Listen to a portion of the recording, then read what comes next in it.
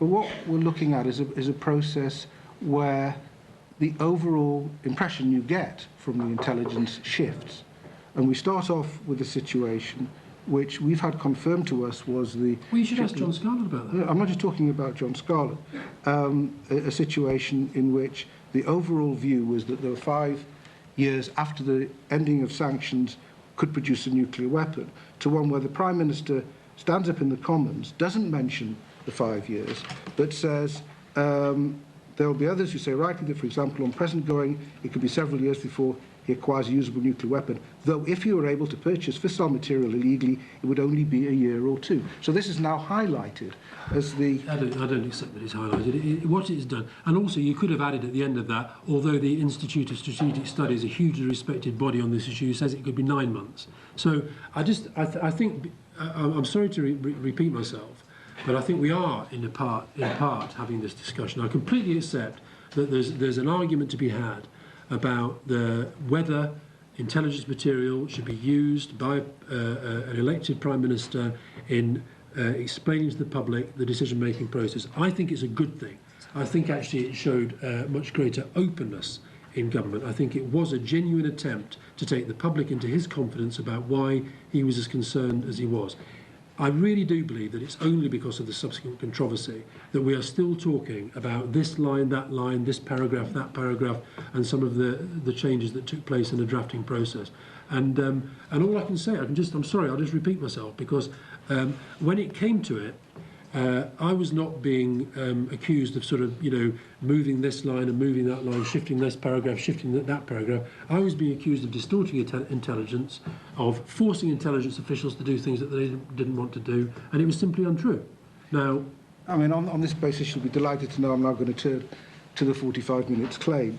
Now, there has been a subject of great interest, a number of inquiries. It's been established that you didn't make up the claim and that you didn't insert it in the dossier. It's been established, yeah.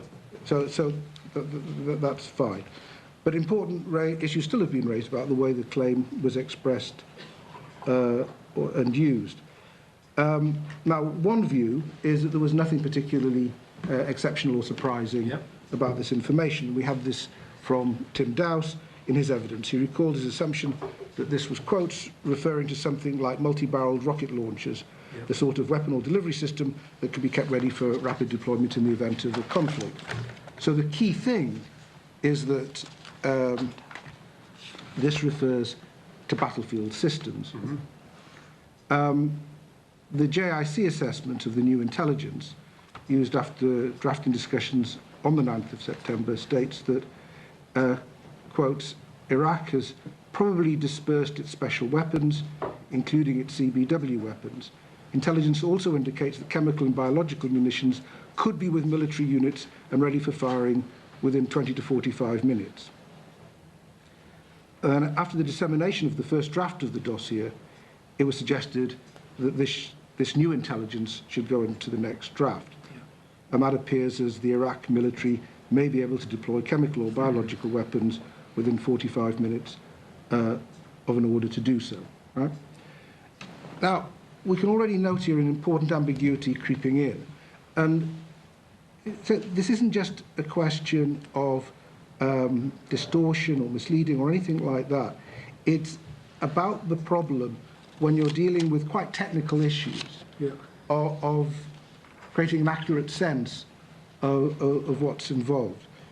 Because when you're using the word munitions, that really conveys battlefield use, whereas weapons could be anything, could be long-range weapons.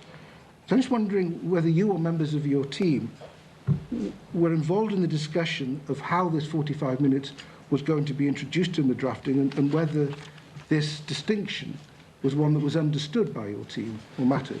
Well, I think again, I think one of your earlier witnesses talked about this iconic 45 minutes, and again, it certainly wasn't us that made it iconic.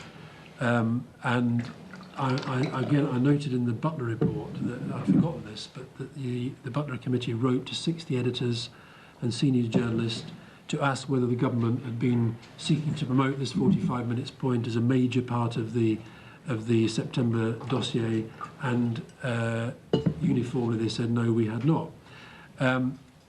It wasn't, within the discussions, to be frank, it wasn't that big a deal. And you may say, well, it was mentioned here and the Prime Minister mentioned it, his forward, he mentioned it in the House. That's true. He mentioned lots and lots of different things. He mentioned lots of different arguments. He mentioned lots of different parts of the dossier.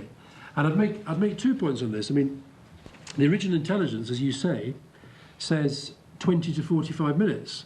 If we'd have been in the sexing up game, I think we'd have said, come on, John, can't we do the 20 minutes rather than the 45 minutes? That discussion never took place. I don't think actually I was even aware of that until quite late on in that process. And likewise, when the Prime Minister stood up in the House of Commons, and I think in terms of the public, what they would see out of the dossier, I don't know how many people actually read it, but I don't know, but more people would have seen the Prime Minister standing up in Parliament. And when he referred to the 45 minutes, within the same sentence, he talked about including against his own sheer population. So I don't think we were ever saying, look, Saddam Hussein's got these weapons and he can whack them off to Cyprus in 45 minutes. And if one or two of the papers went down that line, they weren't pushed there by us. But I accept that, but if you're talking about the importance of bringing intelligence into the public domain, yeah, which personally I'm all in favour of, then could it have been clearer? Obviously, you can go back with the benefit of hindsight, and you can rewrite every single thing. But I'm simply saying to you that that was not that big a point within the overall presentation of the case that the Prime Minister was putting at the time. Can I just make a couple more points on this then? First, there's a purely presentational question, which I don't want to spend a lot of time on, but if you actually look at the way that the 45 minutes claim is presented at the start of Chapter 3 in the dossier, it appears some distance away from the point where chemical and biological weapons have been developed for artillery, free-fall bombs, sprayers and so on. And then just after a piece on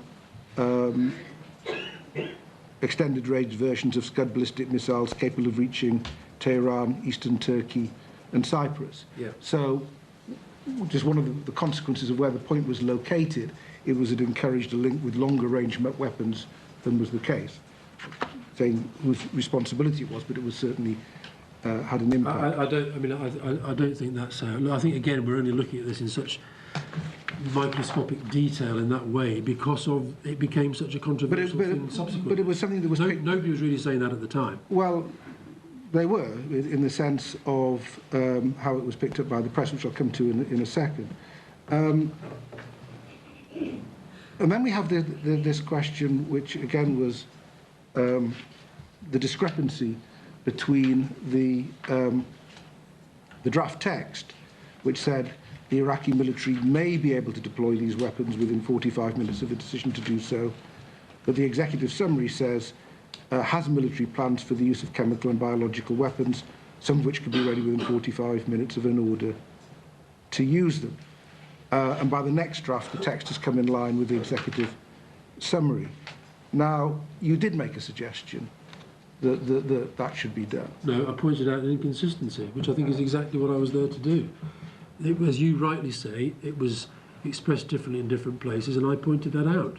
What I didn't say was you should write it this way. Would you have been surprised if a may had come into the executive summary? It was entirely then. Once I'd in the memo that you referred to, when I set out a series of